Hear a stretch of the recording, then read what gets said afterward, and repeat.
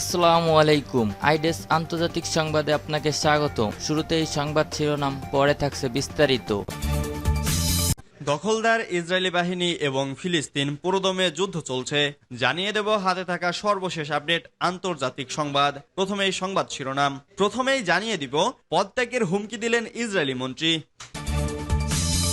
এরপর জানিয়ে দিব গ্যান্টজের কথা মানলে হারবে ইসরায়েল, বলেছেন নেতানিয়াহু। এদিকে হাত পা ধরেও রেহাই পাচ্ছেন না কিরগিজস্তানে বাংলাদেশিরা। এরপর জানিয়ে দিব সৌজি বাদশাহ আরো অসুস্থ। এরপর জানিয়ে দিব ইয়েমেন উপকূলে তেল ট্যাঙ্কারে ক্ষেপণাস্ত্র হামলা। সর্বশেষ জানিয়ে দিব বেঁকে বসলো হামাস, কোন পথে হাঁটবে নেতানিয়াহু। এতক্ষণ শুনছিলেন সংবাদ শিরোনাম, এবারে বিস্তারিত। তবে অনুরোধ থাকবে ভিডিওটিতে একটি লাইক করবেন এবং কমেন্ট করে জানিয়ে দিবেন এই ভিডিও সম্পর্কে আপনার মূল্যবান মন্তব্য। পদত্যাগের হুমকি দিলেন ইসরায়েলি মন্ত্রী। ইসরায়েলের প্রধানমন্ত্রী বেনিয়ামিন নেতানিয়াহু গাজা উপত্যকার জন্য যুদ্ধ পরবর্তী কোনো পরিকল্পনা গ্রহণ না করলে মন্ত্রিসভা থেকে পদত্যাগের হুমকি দিয়েছেন দেশটির যুদ্ধকালীন মন্ত্রিসভার সদস্য বেনি গানজ। এ ধরনের একটি পরিকল্পনার মাধ্যমে কৌশলগত লক্ষ্য অর্জনের জন্য ২ জুন পর্যন্ত সময় বেঁধে দিয়েছেন তিনি। এ লক্ষ্যের মধ্যে রয়েছে গাজায় হামাসের শাসনের অবসান এবং সেখানে একটি বহুজাতিক বেসামরিক প্রশাসন প্রতিষ্ঠা। বেনি গানজ বলেন, আপনি যদি ব্যক্তির ওপর জাতীয় স্বার্থকে রাখেন তাহলে সংগ্রামে আমাদের অংশীদার হিসেবে পাবেন, কিন্তু আপনি যদি ধর্মান্ধ পথ বেছে নেন এবং জাতিকে রসাতলে নিয়ে যান তাহলে আমরা সরকার থেকে চলে যেতে বাধ্য হব।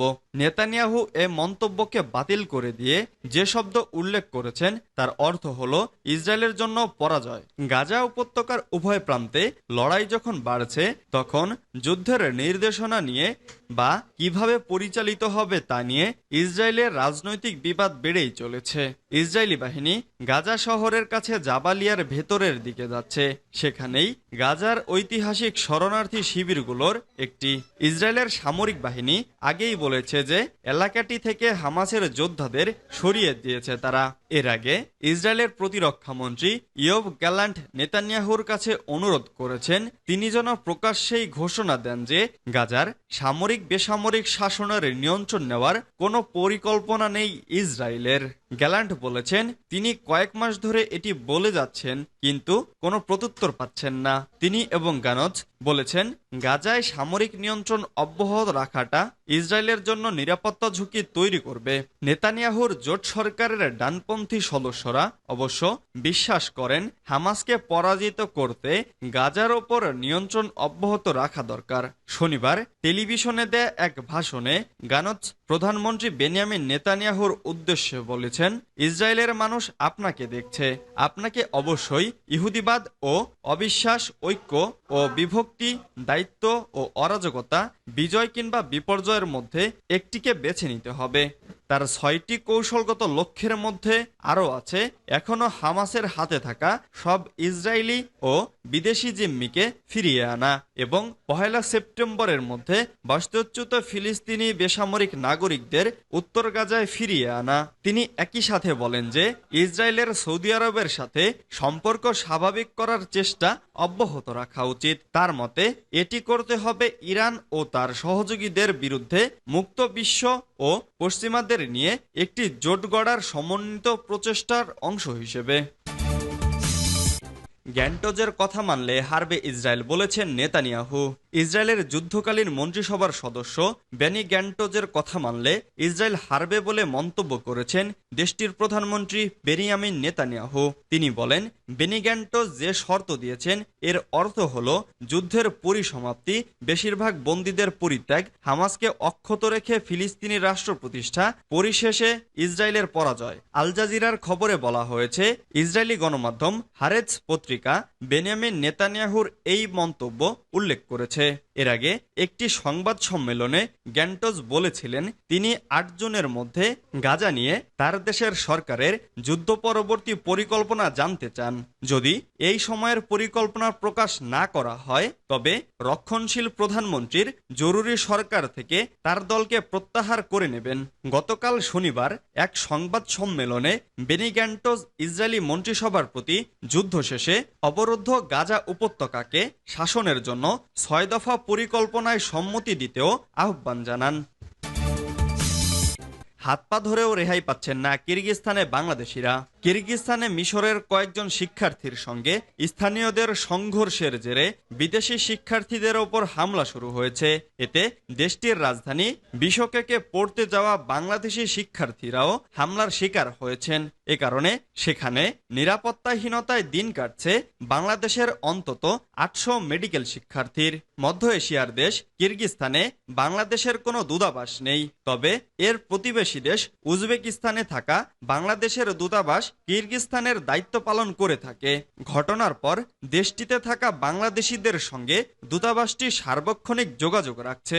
এছাড়া পররাষ্ট্র মন্ত্রণালয়ের সঙ্গেও যোগাযোগ রয়েছে তাদের। সৌদি বাদশাহ আবারও অসুস্থ।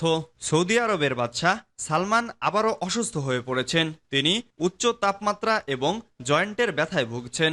এ কারণে গত ১ মাসেরও কম সময়ের মধ্যে দ্বিতীয় দফায় তার শারীরিক পরীক্ষা নিরীক্ষা করা হবে। এ পরীক্ষা নিরীক্ষা করা হবে জেদ্দার আল সালাম প্যালেসের ক্লিনিকে। দেশটির রাষ্ট্রীয় সংবাদ মাধ্যম রোববার একথা জানিয়েছে। সৌদি প্রেস এজেন্সিতে প্রকাশিত রয়্যাল কোর্টের এক বিবৃতিতে বলা হয়েছে বাদশাহ সালমান উচ্চ তাপমাত্রা এবং জয়েন্টের ব্যথায় ভুগছেন। এতে আরো বলা হয়েছে তার চিকিৎসায় নিয়োজিত চিকিৎসক দল স্বাস্থ্য পরিস্থিতি জানতে এবং নিশ্চিত হতে কিছু পরীক্ষা নিরীক্ষার সিদ্ধান্ত নিয়েছেন। ৮৮ বছর বয়সী বাদশাহ সালমান ২০১৫ সাল থেকে সৌদি আরবের সিংহাসনে আসীন। তার ছেলে ৩৮ বছর বয়সী মোহাম্মদ বিন সালমান যুবরাজ হলেও কার্যত তিনি দেশটির শাসন করছেন। সৌদি বাদশার স্বাস্থ্যের খবর খুব কমই প্রকাশ করা হয়, তবে এপ্রিলে royal court king Faisal specialist হাসপাতালে তার ভর্তি হওয়ার খবর জানিয়েছে। এছাড়া ২০২২ সালের মে মাসেও সৌদি বাদশাহ হাসপাতালে ভর্তি হয়েছিলেন। ইয়েমেন উপকূলে তেল ট্যাঙ্কারে ক্ষেপণাস্ত্র হামলা। ইরান সমর্থিত হাউথি যোদ্ধারা বৃহস্পতিবার প্রথম প্রহরে ইয়েমেন উপকূলে গ্রিকের একটি তেল ট্যাঙ্কার লক্ষ্য করে ক্ষেপণাস্ত্র হামলা চালিয়েছে। এতে জাহাজটির সামান্য ক্ষতি হলেও কেউ হতাহত হয়নি। মার্কিন কেন্দ্রীয় কমান্ডার এ তথ্য জানিয়েছে।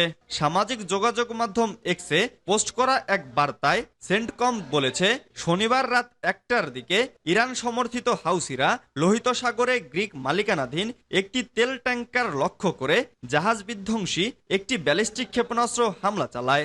জাহাজটি পানামা পতাকাবাহী ছিল। সেন্টকমের বার্তায় বলা হয় জাহাজটি সম্প্রতি রাশিয়ায় নোঙ্গর করে চীনের উদ্দেশ্যে রওনা দিয়েছিল। পরে জাহাজটি আবারও যাত্রা শুরু করে। এর আগে মেরিটাইম সিকিউরিটি ফার্ম আমব্রে এ হামলার কথা জানিয়ে বলেছিল ইয়েমেনের দক্ষিণ পশ্চিমাঞ্চলীয় মেখানগরী উপকূলে জাহাজটিতে এ হামলার ঘটনা ঘটে। বেঁকে বসল হামাস, কোন পথে হাঁটবে নেতানিয়াহু? অযাচিত কারণ দেখিয়ে ইসরায়েল হামলা চালায় রাফায়। বেসামরিকদের উচ্ছেদ করে নিয়ন্ত্রণ নিয়ে নেয় তারা। ইসরায়েলের সেই হামলায় হামাস প্রত্যাখ্যান করেছে যুদ্ধবিরতির প্রস্তাব। এদিকে গাজায় যুদ্ধবিরতি প্রতিষ্ঠা নিয়ে সমঝোতার ক্ষেত্রে ইসরায়েলকে আর কোনো ছাড় দিতে রাজি না থাকার কথা জানিয়েছে ফিলিস্তিনি স্বাধীনতাকামী সংগঠন হামাস। তাই সহসাই হামাস ইসরায়েল দ্বন্দ্ব হচ্ছে না, ইসরায়েল হামাসের দ্বন্দ্ব। তুর্কি সংবাদ সংস্থা আনাদোলু এজেন্সি জানায় যুদ্ধবিরতি প্রস্তাব প্রত্যাখ্যানের সূত্র ধরে ফিলিস্তিনের স্বাধীনতাকামী এই গোষ্ঠীটির সামরিক শাখার পক্ষ থেকে জানানো হয় দীর্ঘমেয়াদী যুদ্ধের জন্য প্রস্তুত রয়েছে তারা।